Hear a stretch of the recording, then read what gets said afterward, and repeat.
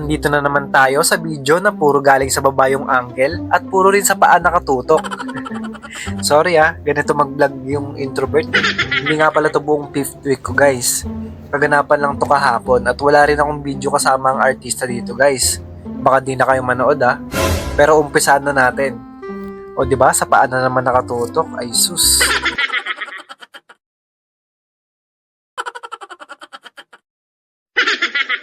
Kapag Friday guys, halos 3 lang sa office yung naka-onsite dito. Sa mga nakaraang week, kapag Friday, sureball na walang gagawin. Pero ngayong Friday, may mga ginawa kami. Bumakat sa noo ko yung table niyan, kakapasok pa lang kasi, yumuko agad yung ginawa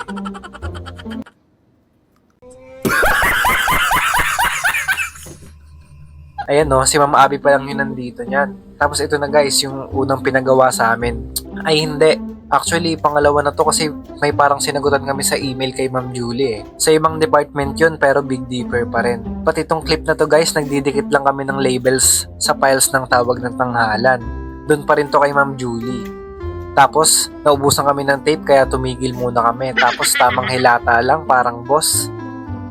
Then lunch break na niyan. Nahilo na ako sa gutom niyan kasi hindi ako nakapag-almusal On the way ako nito sa McDo. Wala na naman kasi akong baon kasi tinamad ako bumangon ng maaga. Napakalakas naman kasi ng ulan nung umaga kahapon. Sino ba namang sisipagin? Tapos ayan, waiting na lang ako sa order. Then pagtapos kumain, syempre akyat na agad. Mabait ako Tapos ito pala ako guys, pagtapos kumain, may pinagbago ba sa mukha ko? Parang nag-glow nung nakakain.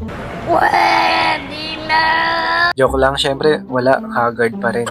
Tapos ayan, papasok na ako sa aming office. The Big Dipper Digital Content and Design, ang technology arm ng ABS-CBN. Naks. Pagkapasok sa office, grabe yung pag-unat ko dyan Parang pagod na pagod Tapos maya-maya lang, pumunta kami sa iPost. Bagong dayo lang kami dito. First time naming mapuntahan to. Sinulat lang namin kung anong mga cable yung nakasalpak dyan. Tapos pagka-akyat namin sa office, gagawin naman namin digital. 3 nga lang pala kaming OJT dito, kaya 3 rin yung monitor namin, pero isang PC lang.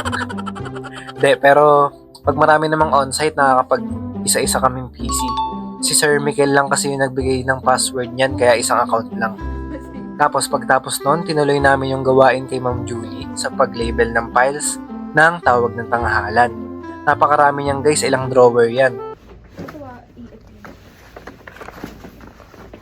Ito na lang ba? Oo. Ayan pala yung mga ka-OJT ko guys, si Lindsay, tas Sage.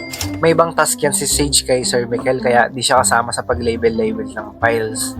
Best friend kasi yan sila ni Sir Tapos ayun, uwian na, finally, makakatulog na ng matagal. Hindi na ako gigising ng maaga. Amen!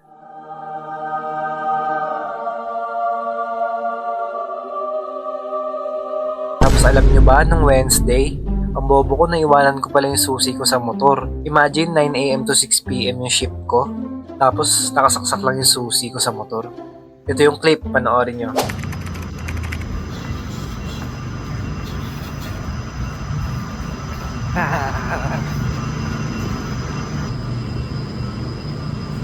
Sana yung motor ko. Dito pa lang ang motor ko. Sana yung susi.